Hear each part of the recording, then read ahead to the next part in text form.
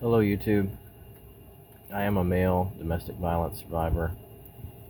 I want to tell you what bothered me the most. I went and I applied for legal aid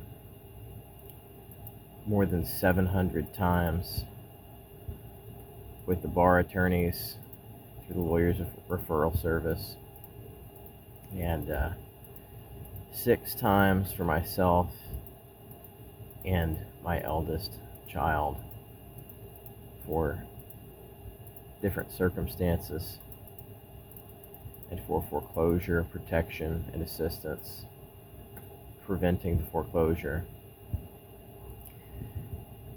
And we were denied each and every time, and we only received 3 responses for more than 700 letters that we sent out to various different attorneys across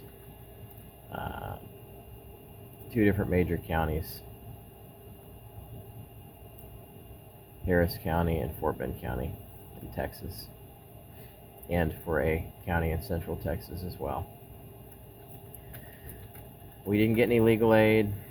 I didn't get any nonprofit support. We'd had a major hurricane, and my wife died 2 days after the storm, and my insurance company didn't pay. And my lender placed my loan with a predatory servicer that then sued to foreclose and stopped accepting payments. This scar up here is from the spouse that I had, a psychotic spouse, cutting my face while I was sleeping one night back in 2012. But I could not remember for 10 years because she drugged me with a drug that caused amnesia. She was involved in a sexual assault scheme where she had been a victim and she became a perpetrator. And her abuser used a substance that's used in anesthesia to assault her long term, and I was not aware of what was going on. And she became a violent abuser because of it. It made her psychotic. But she concealed it behind a smile and something that mirrored dissociative identity disorder. There is no legal aid or medical assistance for male victims of sexual assault or domestic violence in Texas. We exist. Male victims exist. We are everywhere. We're all over this country, all over the United States, and there is no help for any victim. We lost our house to foreclosure. Our credit was ruined. From 2017 to 2032, our credit is going to be ruined. I have bad credit right now. I'm 8 years into this process. She died by drug overdose, possibly suicide, 5 years before I'd even recalled that she cut my face. So there was no way I could have reported her or gone to get help while she was alive. She was seeing a psychiatrist. It wasn't doing any good. Her psychiatrist was corrupt. He was sleeping with his patients.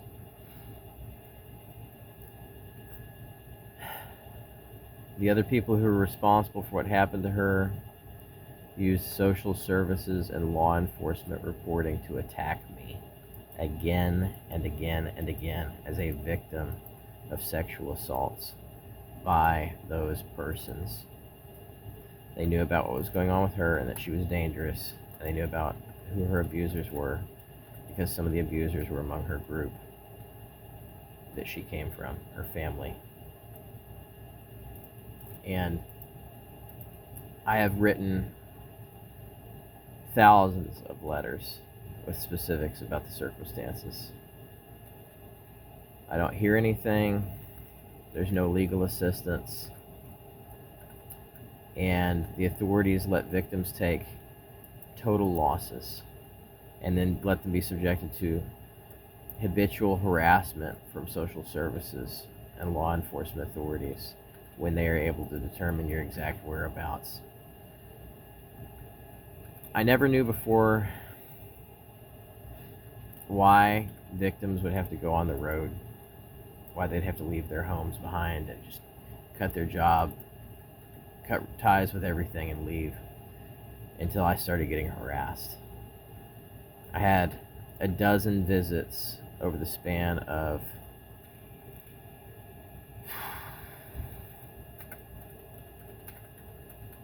5 years, which were initiated through false reporting processes.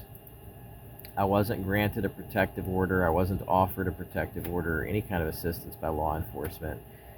They just let me get subjected to this process over and over again by investigative authorities as a crime victim. If you think it's not traumatic, that it doesn't cause a person nightmares and emotional trauma, being probed and having your home searched, having people walk through your house and take pictures, and asking to interview you and every member of your family one by one without a warrant, without telling you what the fuck is going on, then you're mistaken. It's unlawful. None of the people that showed up told me what they wanted. It wasn't law enforcement for the most part. And they didn't have a judicial warrant. They didn't even tell me what their specific concerns were or their allegations were. That is what has happened to me as a victim of a knife attack and sexual assault, drug-facilitated sexual assault. At least one assault happened in 2008, and the knife attack happened 4 years later. My wife was an undiagnosed psychopath, and she was violent to people and to others, other living creatures. And I didn't become aware of all that until after she died. And there's nothing. There's no legal assistance.